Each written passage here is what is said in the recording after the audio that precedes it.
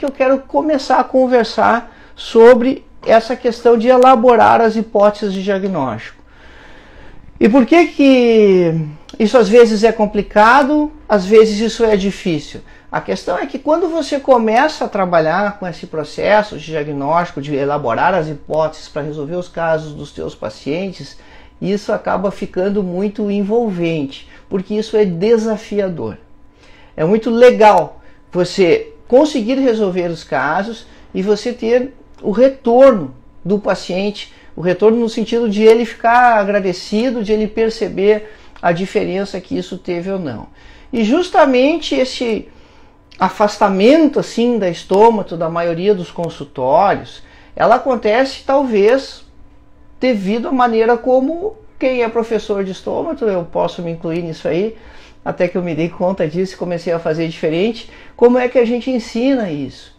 Porque a gente sempre ensina de uma forma muito descritiva, com aquele paciente eventual do ambulatório, e você não consegue perceber isso dentro do consultório, dentro das outras especialidades, e aí você não faz o raciocínio clínico de caminhar pelo labirinto das lesões e achar o caminho dentro desse labirinto das lesões para que você possa chegar a uma conclusão do caso do seu paciente. A gente precisa ter essa visão da estomatologia no cotidiano, da nossa prática, para que a gente consiga caminhar nesse labirinto das lesões e faça o discernimento entre um processo e outro. O mais importante é você perceber que nem sempre a gente tem a resposta instantânea para o problema do paciente. Mas se nós construirmos esse esquema de raciocínio, onde você vai separando então os caminhos do labirinto, dentro dessas hipóteses que a gente vai construir, você vai ganhando confiança e você vai eliminando as outras possibilidades. O que eu quero dizer com isso é que nem sempre isso vai ser um processo instantâneo, que você vai pegar uma tabelinha ou um algoritmo e vai aplicar a tabelinha e o algoritmo e vai chegar imediatamente na resposta. Não é assim que normalmente funciona. E esse repertório de diagnóstico diferencial das doenças, então das hipóteses de diagnóstico, é um processo que a gente vai construindo com o tempo. Você precisa começar, caso você ainda não faça. Então você precisa começar a identificar as alterações dos pacientes, caso você ainda não faça. E à medida que você vai fazendo, você vai avançando nesse processo e você vai aumentando o seu arsenal de conhecimento, de lesões, e aí as coisas vão ficando mais fáceis. É uma coisa mais ou menos lógica para tudo, né? Quanto mais você faz, mais confiança você vai ganhando, mais experiência você vai ganhando e mais solução você vai conseguir apresentar para os seus pacientes, para as pessoas que você está atendendo. E então, um ponto que dificulta essa história é justamente a gente ter aquela disciplina que é curta lá na faculdade, e essa é uma bandeira que a gente tem também, que isso precisa ser ampliado, a gente precisa ver mais isso para entender isso, para que isso seja realmente parte da odontologia de uma maneira muito clara, do mesmo jeito que dentística todo mundo sabe, do mesmo jeito que pério, endo, uns têm mais habilidade, outros têm menos, mas se precisar fazer, todo mundo sabe qual é o beabá, qual é o passo a passo para fazer os procedimentos do paciente. E na estômato não, às vezes a gente fica devendo isso, né? Você vê a lesão e não sabe qual o caminho, como conduzir o caso. E naturalmente a tendência é que você não faça então. Aí você vai tentar encaminhar para o seu professor, vai tentar talvez encaminhar para o cirurgião bucofacial. Muitas dessas demandas de pacientes com lesões, elas são absorvidas pelo cirurgião bucofacial e às vezes nem são casos cirúrgicos. Como também eu ensino em cursos de cirurgia bucofacial, eu sou bucofacial também, se o cara está focado só na cirurgia bucofacial, isso é um drama para ele, quando ele recebe uma lesão de tratamento clínico, justamente porque ele tem um foco cirúrgico e quer resolver tudo operando. E muitas vezes, a maioria das lesões, você não vai resolver com cirurgia. Então também é dramático, né? Quando você acha que o buco vai ser a solução para a alteração bucal do paciente, se ela não for cirúrgica. E mesmo as que são cirúrgicas, na maioria das vezes, elas são simples, elas são pequenos procedimentos, né? Não é nada tão grande assim. esse ponto é muito importante, a gente ter essa noção de como perceber isso, e aí você também perceber, já no início do seu processo de diagnóstico ali, das suas hipóteses, você vê como o paciente chegou a você, ou como você percebeu a lesão, né? Porque basicamente aí vão ter 3 caminhos.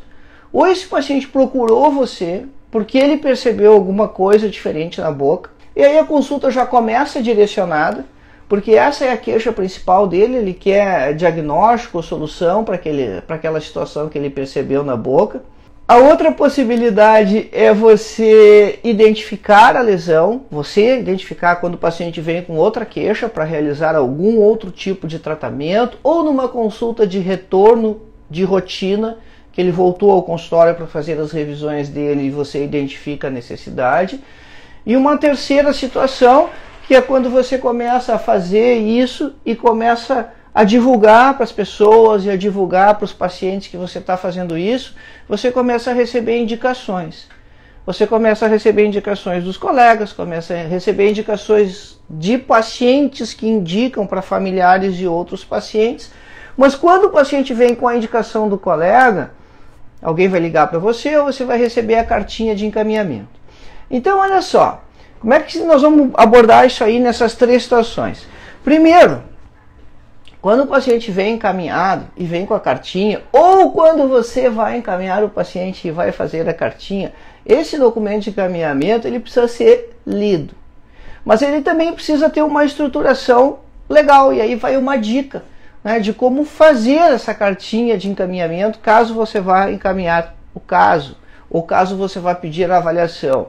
Isso vale para tudo, pessoal, não vale só para estomatologia, né? Se você vai pedir uma avaliação do cardiologista do paciente, ou se o paciente é diabético, você vai pedir uma avaliação do médico antes de fazer o procedimento, antes de continuar com o seu tratamento, faça isso de forma estruturada, né?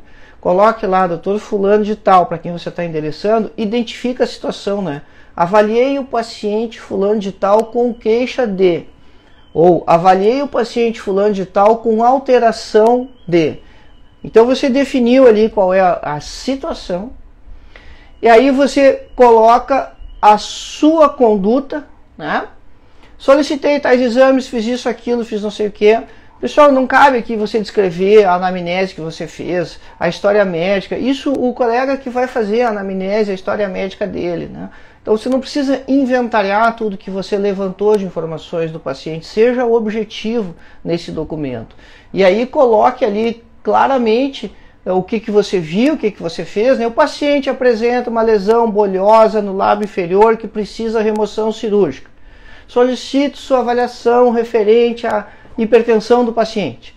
Eu solicito, ou então se você está encaminhando, você não faz, né? E aí a gente está simulando aqui o caso como fosse um mucocele, uma lesão bolhosa no lábio inferior. Se você não faz esse procedimento ainda, você está encaminhando para o bucofacial fazer, ou para alguém que faça isso, né? Não necessariamente um buco, então você coloca ali, solicito a remoção cirúrgica da lesão, ou solicito sua avaliação, e possível, que também é chato, quando você recebe um encaminhamento e o colega já te diz o que tu tem que fazer, né? E você, poxa, se ele está me dizendo o que eu tenho que fazer, por que ele mandou o paciente o que ele não fez, né? Mas tudo bem. Então é melhor a gente ser mais azeitado nessa conversa, né? Ser mais indireto, né? Olha, solicito a sua avaliação e possível, e aí você dá uma sugerida ali, né? Se for o caso, né? E possível remoção. Então o paciente ou vai chegar com essa cartinha de encaminhamento ou vai chegar com a história de que ele viu a alteração e vai dizer isso para você. E aí, gente, olha só, qual é a maneira mais simples de você orientar suas hipóteses de diagnóstico? É baseada na característica principal da lesão. Nem sempre, eu disse já isso, nem sempre você vai ter a coisa abotoadinha assim, com todo o esquema como fosse um diagrama. Mas basicamente você vai separar a lesão de acordo com a característica principal dela. Se você quiser, você pode usar a classificação das lesões fundamentais para fazer isso. Se não, basta que você assuma a principal característica clínica dela. E aí, você abre o primeiro caminho dentro desse labirinto. Se está crescendo, se você tem um nódulo, você elimina todas as outras possibilidades de lesões ulceradas, de lesões brancas, de lesões pigmentadas, enfim. Você vê essa característica principal. Então, se ela é branca, se ela é úlcera, se ela é nódulo, se ela é ulcerada ou não. E aí um dado importantíssimo da sua conversa e da sua avaliação é o tempo de evolução. E se o paciente tem dor ou não. Para que essas duas perguntas? Primeiro, para você determinar a gravidade do processo. Porque se esse é um processo agudo, que está crescendo muito rápido, que está se espalhando de forma muito intensa, muda a sua maneira de raciocinar da sua hipótese de diagnóstico. E a dor revela uma grande possibilidade, então, de que isso seja de natureza inflamatória, para ter dor associada. Normalmente as lesões reacionais elas doem muito pouco ou não doem, tumores benignos não doem, lesões ulceradas podem ou não doer, dependendo da natureza dela, e aí a questão da dor vai te ajudar no raciocínio. Então esses são dois aspectos muito importantes e você não pode ficar satisfeito com respostas evasivas do paciente, né? Do tipo, sabe quanto tempo tem isso aí? Ele diz para você, ah não, faz tempo. Faz tempo. Como assim faz tempo? Né?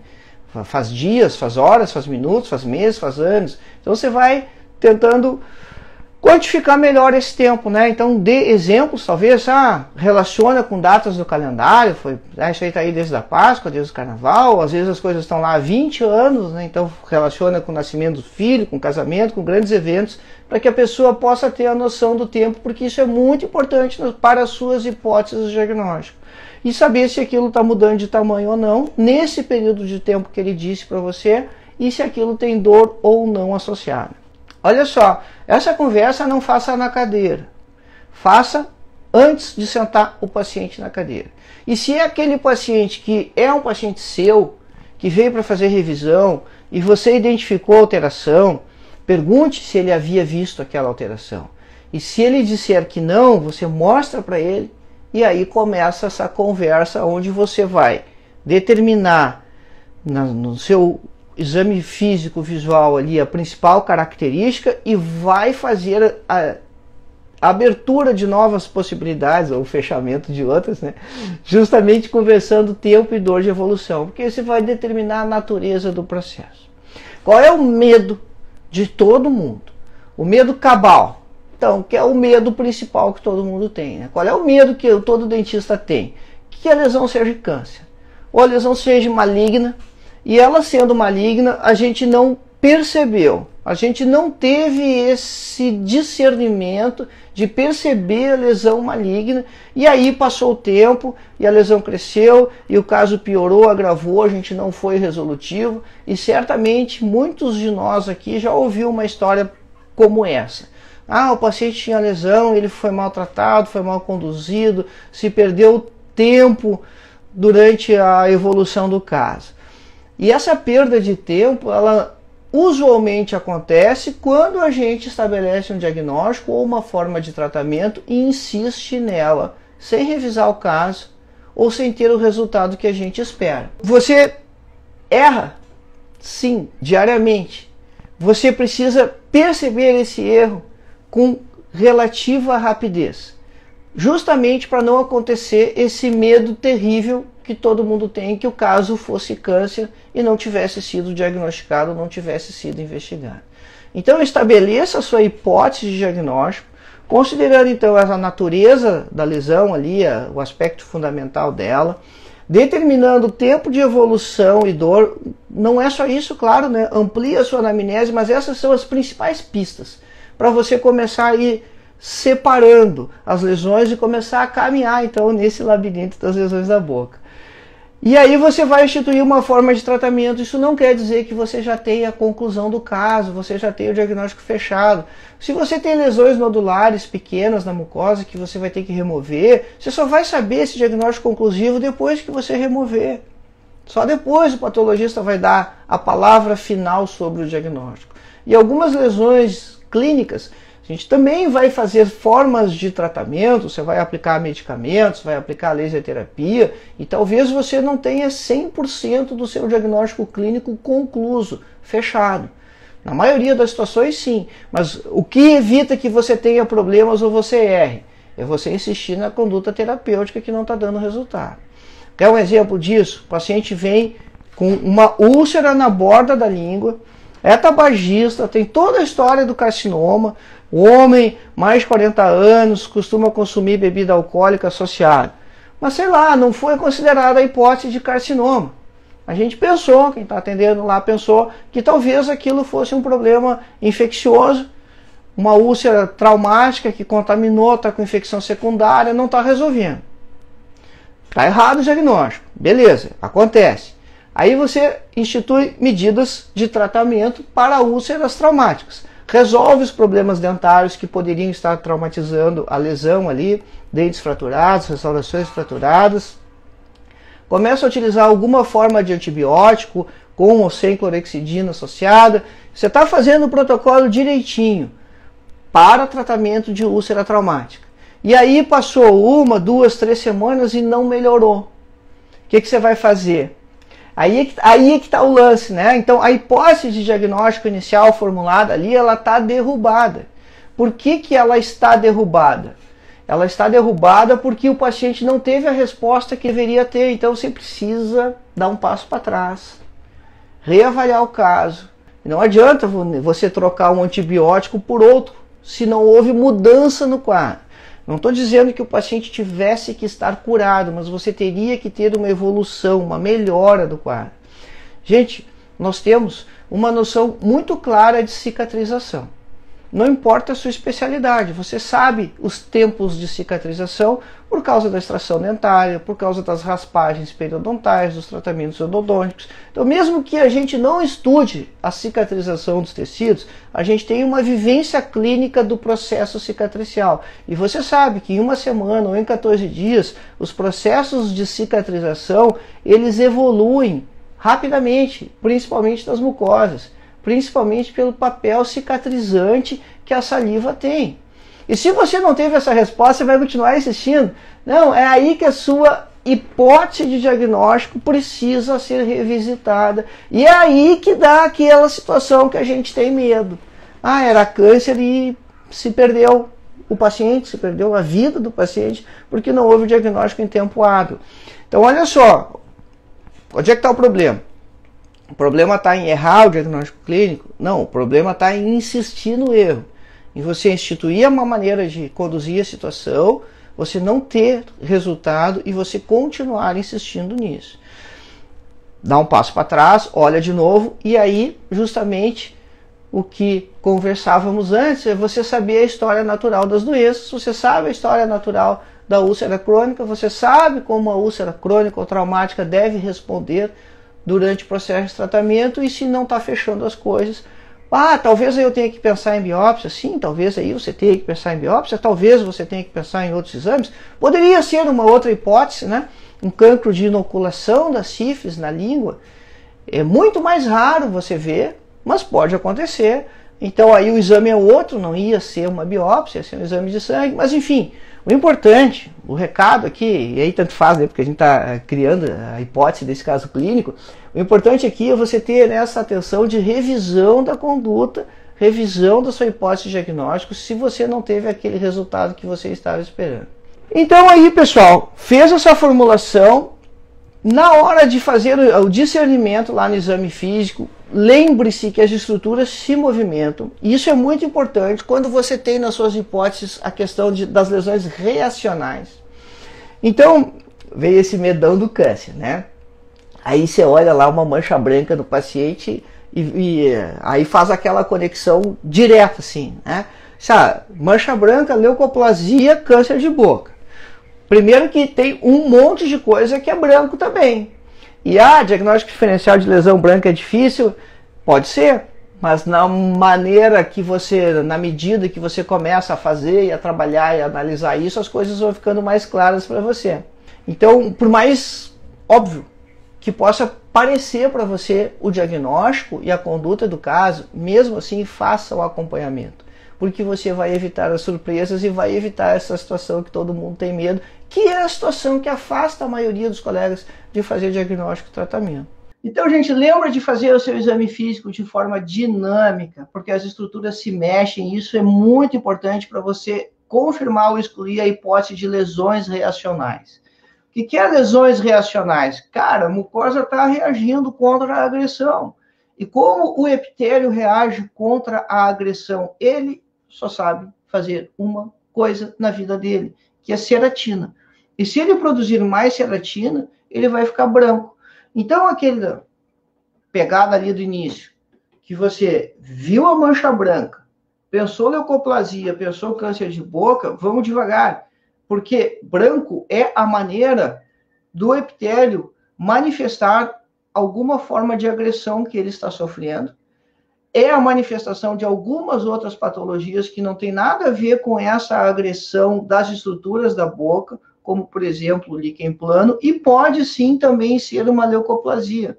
Mas não quer dizer que aquela única mancha branca seja uma leucoplasia, você precisa excluir todo o resto antes, justamente porque o diagnóstico de leucoplasia ele é feito por exclusão. É engraçado, né? É terrível, na verdade, né? Porque o conceito diz que a mancha branca, para ser leucoplasia, ela não pode ser confundida com nenhuma outra lesão da boca. Então, você tem que saber tudo? Não tem que saber tudo, né? Mas tem que eliminar aquelas coisas que são mais óbvias, que são mais evidentes.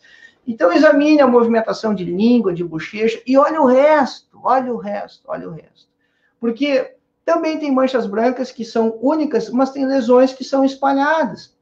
E aí, você precisa observar isso. Então, você, às vezes, vê uma lesão ali em alguma área, na borda da língua, foca ali e esquece de examinar o resto. E, às vezes, tem muitas outras manifestações acontecendo em outras áreas da boca que são fundamentais para você conseguir, então, chegar no seu diagnóstico, né, na sua hipótese de diagnóstico de forma conclusiva, de forma que você consiga resolver o caso. Então, no momento que você determina a natureza, você vai ter a grande sacada para orientar a sua forma de tratamento. Bom, mas tem algumas coisas que a gente não deve fazer, né? Alguns erros que a gente deve evitar cometer, que são muito importantes e que eles podem se tornar vícios da gente. Uma dessas coisas é atropelar a anamnese. Você precisa ouvir a história que o paciente tem para contar e você precisa resgatar aquelas duas perguntas do início da nossa conversa, de tempo, de dor, porque isso é muito importante. Então, não dá para você botar o olho e tentar adivinhar o diagnóstico exclusivamente pela imagem que você está vendo.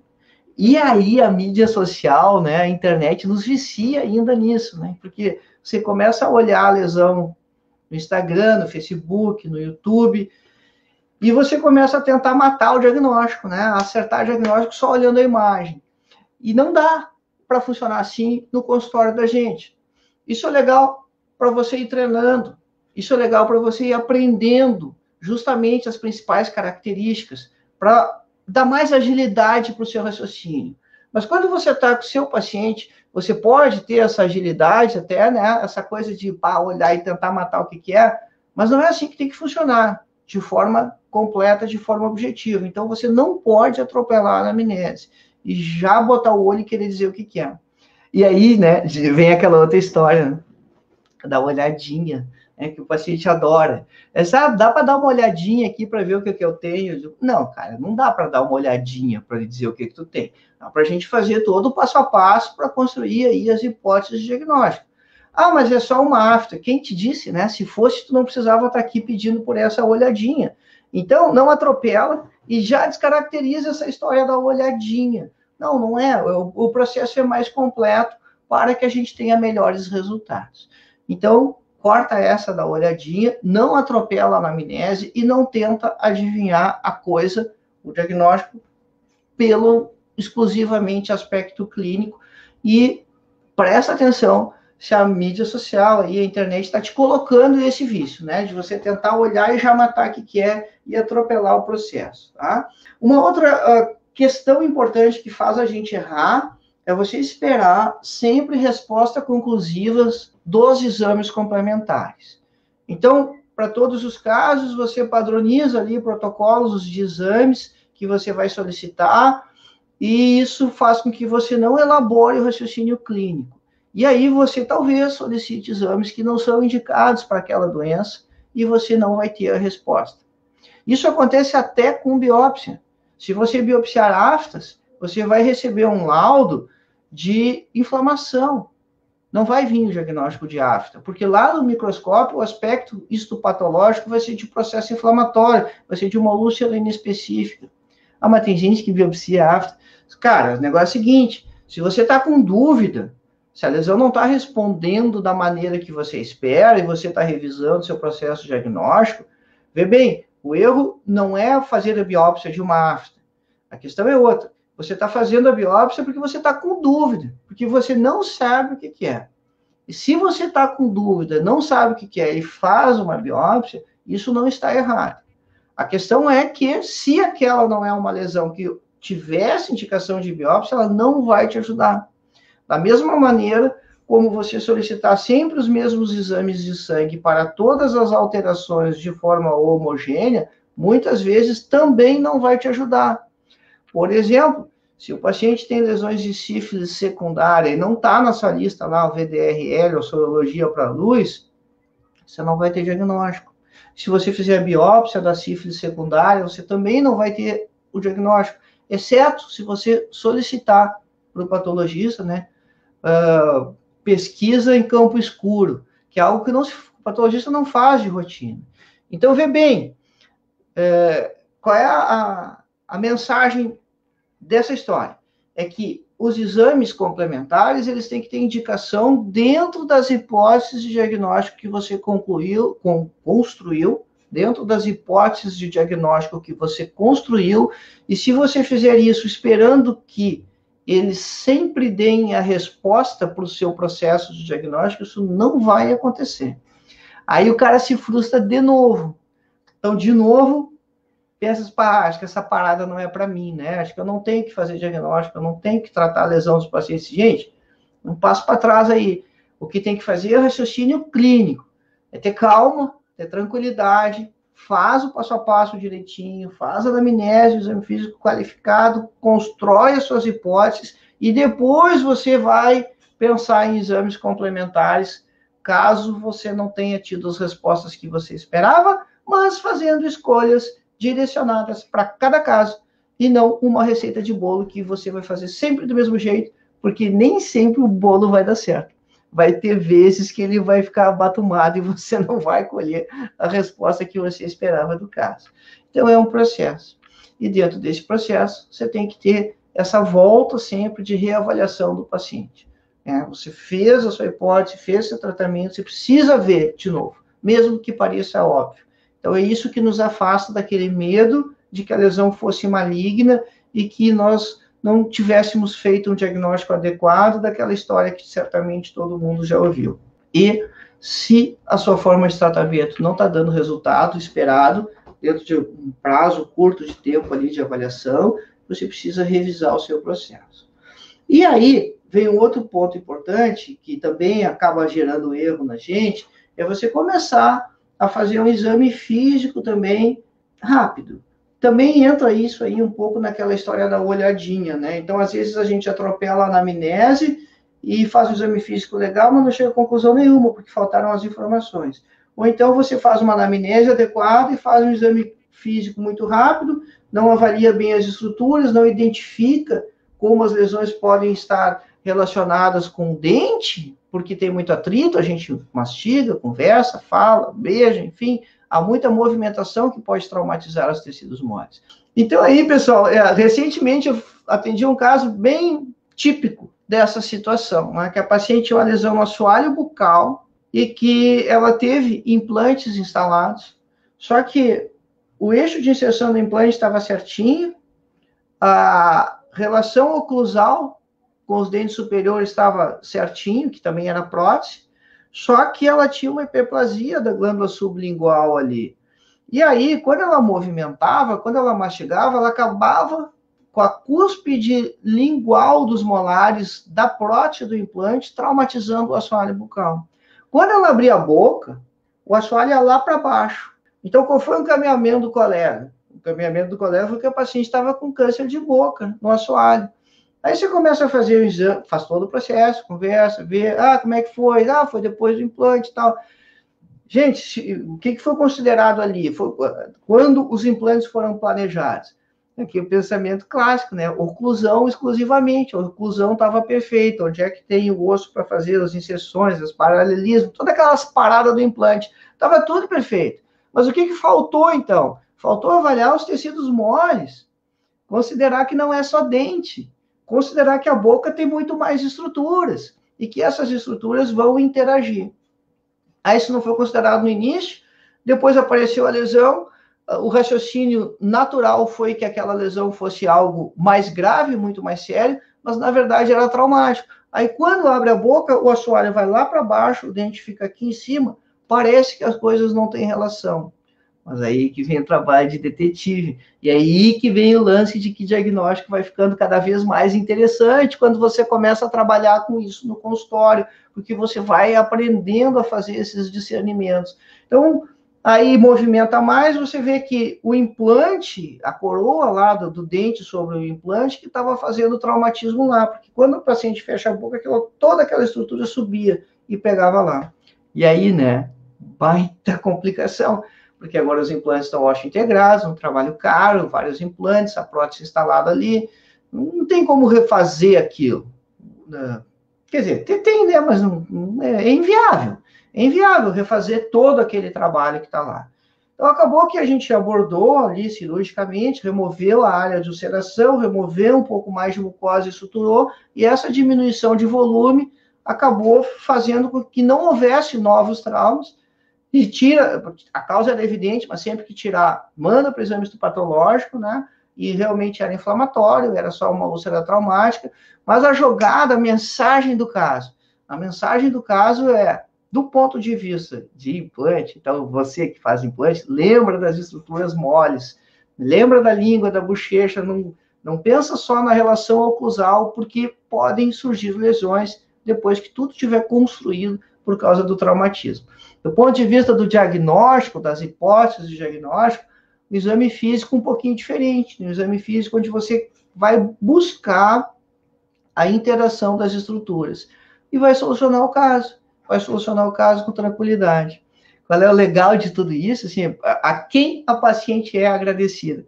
Hoje ela é agradecida a nós que resolvemos a lesão. Ela não é agradecida a quem resolveu o problema de mastigação dela, que era mais importante, que era muito mais significativo. Porque a úlcera ficou incomodando ela há meses, ela ficou pensando que ia morrer, porque as pessoas pensam que tem câncer, e se pensam que tem câncer, elas pensam que vão morrer. E aí você tem um impacto tremendo na vida da pessoa, na solução dos problemas dela. E é o outro lado, então, apaixonante disso, de você fazer diagnóstico e estomatologia no consultório. Então, olha só, tenha tranquilidade, revise seus casos, por mais óbvio que pareça o diagnóstico, e vá aprendendo a história natural das doenças, para que você vá com tranquilidade fazendo esse discernimento aí nos diagnósticos diferenciais. Na verdade, assim, é um passo a passo, né? Como é que começa o passo a passo? Qualifica a conversa, se veio encaminhado, leia com critério, se você vai encaminhar, escreva com critério, resume ali na cartinha, nas comunicações com os colegas de forma objetiva, faça uma anamnese adequada, boa, converse sobre a lesão, determine tempo, determine dor, são dados importantes, determine a característica principal, e aí depois você passa para esse exame físico qualificado. Quer pegar o raciocínio clínico todo esse direitinho? Baixa o meu e-book de graça lá. Vai lá em www.curartransforma, tudo junto, curartransforma.com.br, bota seu e-mail lá, seu melhor e-mail, que eu vou mandar para o seu melhor e-mail, um e-book, onde eu explico esse raciocínio, passo a passo, do processo diagnóstico, caso você não tenha esse e-book ainda. É de graça, é só ir lá pegar, www.curartransforma.com.br. Ele chama Como Curar esses pacientes, onde está todo esse processo aí de você fazer o raciocínio clínico, estabelecer a conduta e fazer o acompanhamento, com vários exemplos, casos clínicos, para que você tenha sucesso nos seus casos e comece a fazer isso no seu consultório.